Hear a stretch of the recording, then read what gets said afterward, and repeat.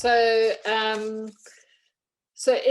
there was a seed of it always, because of my experience with my wedding, and how lovely it was that it was small, and you know, as I said previously, you know, even at my age and stage of life, I felt pressurized to do it in a certain way, and I look back now and I can't believe that. So there was always a seed of it because I so loved my tiny wedding. And I have a long background in events and design and marketing and sort of logistics and organizing. And so personally, I love the balance between being organized and being creative. And then, you know, as I was in another business, I was in a business involved in interiors, and during the pandemic, that just came to an absolute standstill. I was supplying items to lodges and small hotels, design items and functional items. That came to a complete standstill, and I had to, as so many of us had to do, I had to pivot. And I was just seeing lots and lots of couples getting married anyway, despite the pandemic, you know, getting married in backyards, getting married on streets. I mean, I think we all saw footage of, you know, priests or officiants standing on the street and people leaning out of windows. And it was just a matter of sort of love wins. And in all of those photos, the actual joy, the real joy of the marriage was palpable. You know, I just didn't see any photos of people grumpy about their pandemic weddings, even though they were small.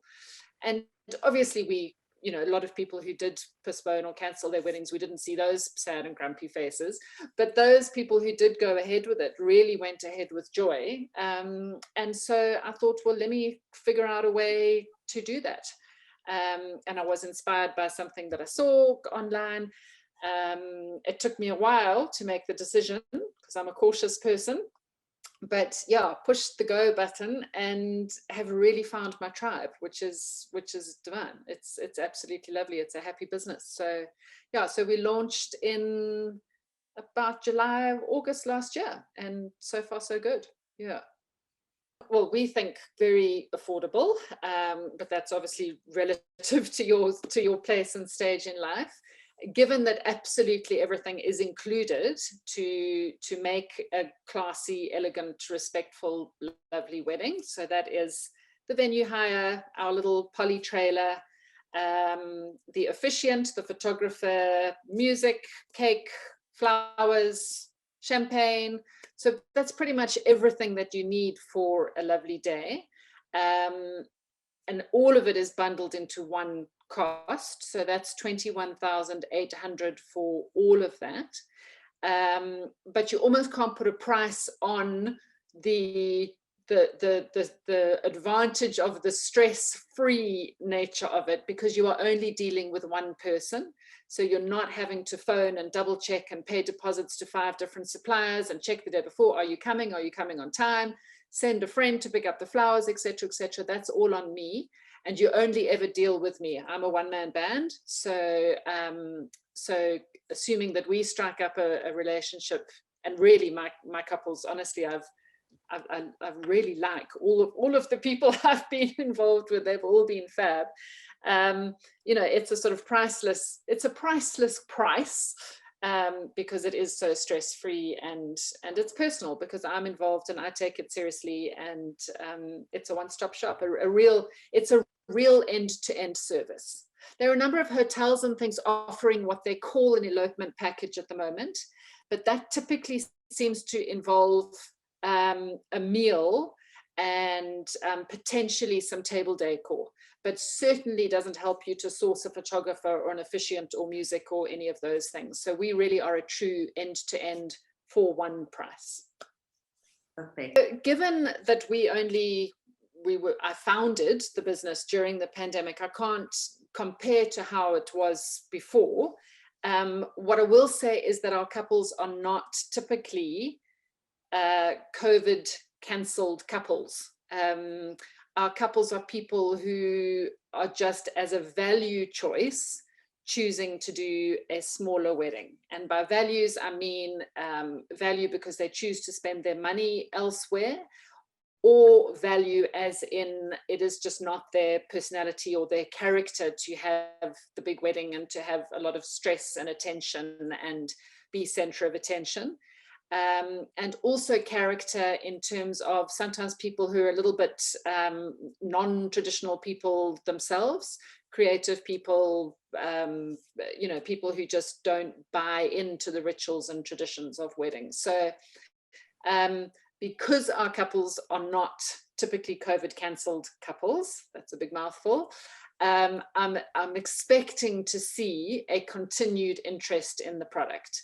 And we have bookings into 2022. So those are people who, if they were COVID couples, would really, really be hedging their bets if they were booking that far in advance. So, you know, up until now, people haven't understood that there was a classy, elegant option for a middle of the road size wedding. And so we expect actually to see more of an uptake as COVID gives people the confidence to go smaller and potentially use the pandemic as an excuse to go smaller. And I think the more and more that people see how intimate and special and lovely and stress-free and cost-effective a smaller wedding can be, I actually just expect to see the category to grow. But not everybody, of course, does it in the way we do it, in terms of having our little Polly, the little pop-up chapel. And you know, not everybody does the sort of alternative, or not everybody is actively seeking to assist alternative kind of couples to make weddings, to make marriage accessible to them. That, yeah, love is very definitely possible during a pandemic.